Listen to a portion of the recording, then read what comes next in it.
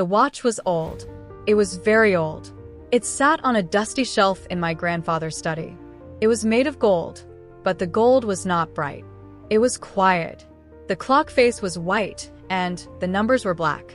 But the hands were still. They did not move. The watch was broken many years ago. My grandfather never fixed it. He only kept it. He would sometimes take it from the shelf. He would hold it in his hand. He would look at it for a long time. Then he would put it back. He never told me why. My grandfather was a quiet man. He lived in a quiet house by the sea. I visited him every summer. I loved the smell of his house. It smelled of old books and salt air. We would walk on the beach. We would watch the ships. We did not talk very much, but it was a comfortable silence. He was my favorite person. Last spring, my grandfather became very sick, and then he was gone. The house felt different. It was too quiet. The silence was not comfortable anymore. It was empty. After the funeral, my mother asked me to clear his study. "Take your time," she said. "Keep anything you want." I stood in the doorway. The room was full of his things. His books, his maps, his little wooden ship models, and on the shelf, the watch. I walked over and picked it up. It was heavier than I thought. The glass was cool against my palm. I tried to wind it, but the crown would not turn. It was stuck. It was a beautiful, broken thing. I put the watch in my pocket. I felt I should keep it. It was important to him. It must have a story. But what was the story? My grandfather never spoke of it. I asked my mother. She shook her head. "He had that watch for as long as I can remember," she said. "He found it, I think. Or someone gave it to him." He never said. That made me more curious. Why keep a broken watch? Why look at it so often if it did not work? I decided to try and fix it. Not to sell it. Not to make it useful, but to hear its tick. To make it live again. Maybe then I would understand. I took it to an old watchmaker in the city.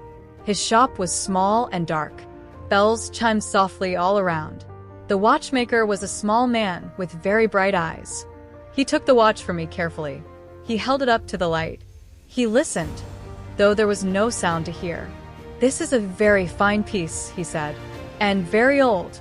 It is not just broken. It is frozen." He opened the back of the watch with a special tool. I peered inside. It was like a tiny, golden universe. Tiny gears and wheels, all still. The watchmaker hummed. "Ah," he said, "here is the problem." He pointed with a tiny screwdriver. "This little spring, it is broken. And see here? Something is caught." He used tweezers. He pulled out a small, folded piece of paper. It was thin, almost like a petal. It was tucked deep inside the mechanism. "This is what stopped the watch," he said. "Many, many years ago." My hands trembled as I took the paper. It was so small. I carefully unfolded it on the watchmaker's clean desk. The paper was yellow and fragile. The writing was in faded brown ink. The handwriting was elegant, but I did not recognize it. It was not my grandfather's writing. The note was very short. It said, *for James. My time stopped the day you left. Yours forever, Eleanor. I read the words again, and again. James was my grandfather's name. But who was Eleanor? I had never heard that name. My grandmother's name was Mary. My heart was beating fast. This was a secret kept inside a watch for decades.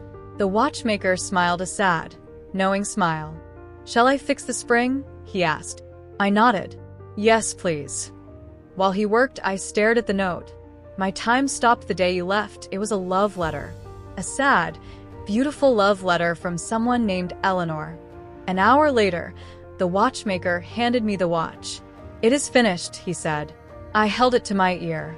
There it was. A soft, steady tick, tick, tick. The sound was gentle and clear. The small second hand began to sweep around the dial. The watch was alive. It was measuring time again.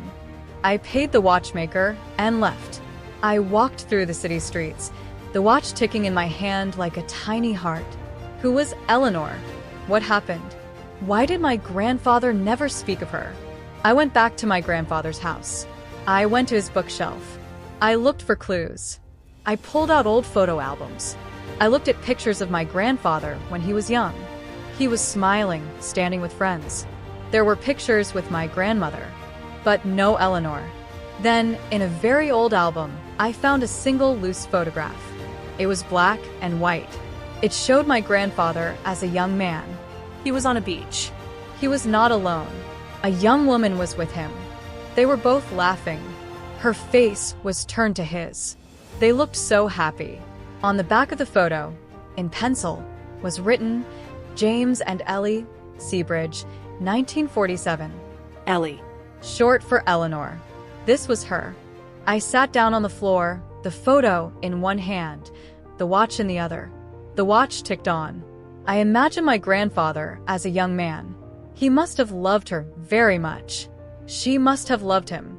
The note spoke of a leaving. Did he leave? Or did she? What happened? I would never know the full story. Some stories are lost to time. But now I understood the watch. It was not just a watch. It was a memory. It was a love that ended. When Eleanor put that note inside, the watch stopped. And my grandfather never made it start again. He kept the love and the loss, frozen in time. He carried it with him, quiet and still, for his whole life.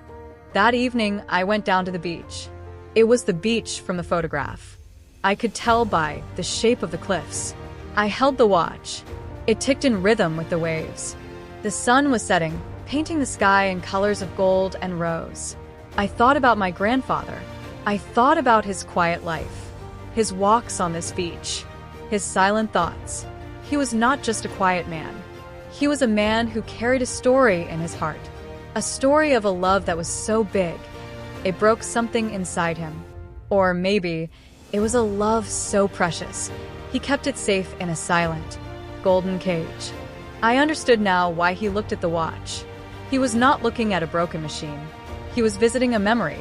He was listening to a silence that held a voice.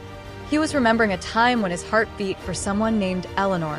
I felt a deep sadness for him, but I also felt a new love for him. I knew him better now. He was more than my quiet grandfather. He was a man who had loved and lost and remembered. The watch ticked on. Time moves forward. It does not stop, even for great love or great sadness. My grandfather's time had moved forward too. He built a life. He had a family. He loved my grandmother. He loved me.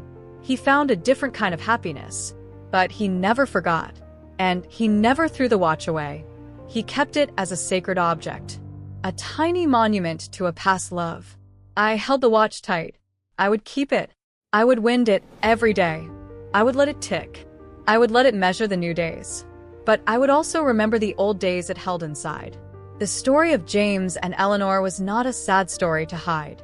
It was a part of my grandfather. It was a part of our family's history. A secret, beautiful chapter written on a tiny piece of paper. A love that was so true, it stopped time itself for a little while. And now, time started again. The story could be remembered, not with pain, but with a gentle, ticking kindness. The watch would speak now, not with words, but with its steady, loyal sound. It would tell me that love is never truly lost. It is only kept, sometimes very quietly, in the heart of a golden watch, waiting to be heard again.